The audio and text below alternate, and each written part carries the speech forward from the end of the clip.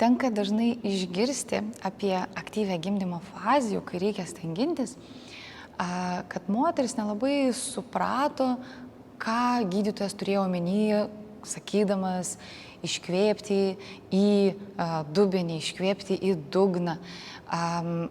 Aš noriu trumpai čia sustoti ir paminėti, kadangi labai svarbu yra bendradarbiauti su gydytojais, labai svarbu mokėti kvėpuoti ir labai svarbu išgirsti, ko reikalauja iš jūsų gydytojas, akušeris ir kaip jis bando jūs nukreipti.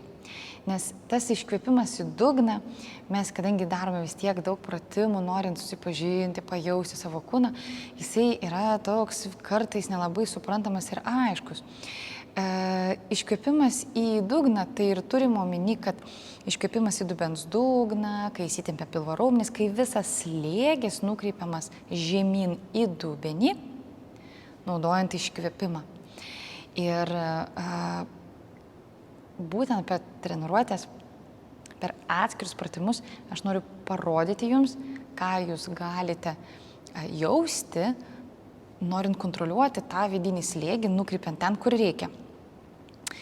Kada gydytojas sako į apačią, į dugną arba į dubenį, į dubens dugną, kiekvienas gydytojas naudoja savo raktažodžius, tai turime omeny tiesiog taip, dubens dugną, mūsų tarpvietės zoną ir tas slėgio kontrolė, kai mes iškvepiam ir aktyvuojam pilvo raumenis, ten mes turim naudoti pilvo raumenis pakankamai.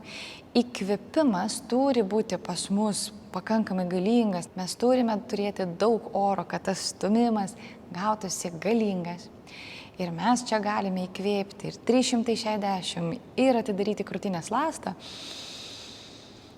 Ir per iškvėpimą aktyvuoti pilvo raumenis ir stumti žemyn. Jūs galėsite pajausti savo pilvo raumenis, kadangi treniruočių metu jūs mokėtės valdyti, kontroliuoti pilvo raumenis. Visa tai yra jūsų kūnas, kuris viską moka. Tiesiog noriu biškutį jūs nukreipti, ką jūs turite jausti, kaip jūs turite įsivaizduoti tą dubens dugno pojūtį. Pabandykime su jumis padaryti pratimą, kurio metu visai neblogai sekasi moterims pajausti. Atsistokite ant 4, pasistatykite kelius plačiau. Tai yra pratimas, kuris leidžia atpalaiduoti dubens dugną. Ir mes darysime su jumis iškvėpimą, stumiant dubenį atgal. Ir tuo pačiu metu mes turėsime iškvėpti, aktyvuojant pilvo raumenis. Ir, kaip aš mėgstu sakyti, įsivaizduokite, kad norite paleisti dujas. Ir šiek tiek nukreipkite slėgį į dubens dugną ir jūs turėsite pajusti, kad jūsų tarpvietė visa prasiplečia. Padarykime su jumis įkvėpimą 360 laipsnių, galite į pilvuką įkvėpti.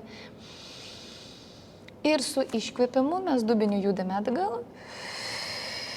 Ir pabandykite pilvo raumenimis stumti slėgį link dubens dugno ir jūs pajausite, kaip jūsų tarpvietė prasiplečia.